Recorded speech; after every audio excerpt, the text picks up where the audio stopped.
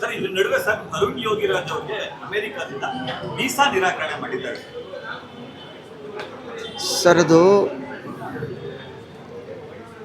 ನನಗೂ ಕೂಡ 2 ಬಾರಿ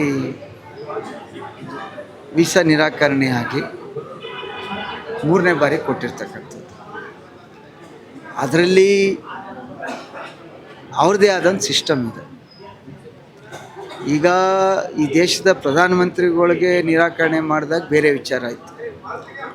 ಈಗ ಅರುಣ್ ರಾಜ್ ಅವರು ಏನು ಅನ್ನೋದು ನಮಗೆ ಗೊತ್ತು, ಶಿಲ್ಪಿಯವರು. ಅಮೇರಿಕಾದವ್ರಿಗೆ ಏನು ಗೊತ್ತು?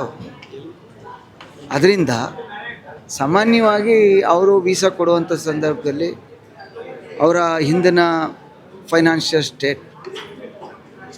ಸ್ಟೇಟಸ್ಸು ಮತ್ತು ಆ ಬೇರೆ ಬೇರೆ ಯಾವ ಕಂಟ್ರಿಗಳಿಗೆ ಅವ್ರು ವಿಸಿಟ್ ಮಾಡಿದ್ದಾರೆ, ಮತ್ತು ಅವರು ಹೊರಟ ಮೇಲೆ ವಾಪಸ್ ಬರ್ತಾರ, ಮತ್ತು ಆರ್ಥಿಕವಾಗಿ ಅವರು ಸಫಲರಾಗಿದ್ದಾರೆ, ನಾನಾ ಕಾರಣಗಳನ್ನು ಇಟ್ಕೊಂಡು ವೀಸಾನ ಕೊಡ್ತಾರೆ. ನಾನೇ ಒಂದು ಸಾರಿ ನಮ್ಮ ಇವರು ಚಡ್ಡಿ ಬಗ್ಗೆ ಆಗಾಗ ಮಾತಾಡ್ತಾರಲ್ಲ, ನಮ್ಮ ಸ್ನೇಹಿತರು ಸಚಿವರು ಜಮೀರವರು, ಅವ್ರ ಜೊತೆ ನಾನು ಹೋಗಿದ್ದೆ ವೀಸಾಗೆ. ಇಬ್ಬರು ಹೋಗಿದ್ದ ವೀಸಾಗೆ. ಆಗ ಜೊತೆಲೇ ಇದ್ವಲ್ಲ, ಆಗ ನಾನು, ಚಲುವರಾಯ ಸ್ವಾಮಿಯವರು, ಅವರು ಎಲ್ಲ ಟಿಕೆಟು ಬುಕ್ ಮಾಡಿಬಿಟ್ಟಿದ್ದ. ವೀಸಾ ಕೊಡಲಿಲ್ಲ. ಆಮೇಲೆ ಟಿಕೆಟ್ ದುಡ್ಡು ವಾಪಸ್ ತಗೊಂಡ.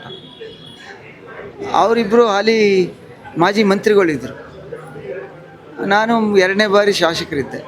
ಅದರಿಂದ ಮತ್ತೆ ಟ್ರೈ ಮಾಡಿದ್ರೆ ಸಿಗ್ತದೆ. ಎಲ್ಲಿ ಸರ್? ಅದೇನೆಂದರೆ, ನಾವು ಹಿಂದೆ ಎಕ್ಸ್ಟರ್ನಲ್ ಅಫೇರ್ಸ್ ಮಿನಿಸ್ಟ್ರಿ ಇದ್ದರು SM ಕೃಷ್ಣ ಸಾಹೇಬರು.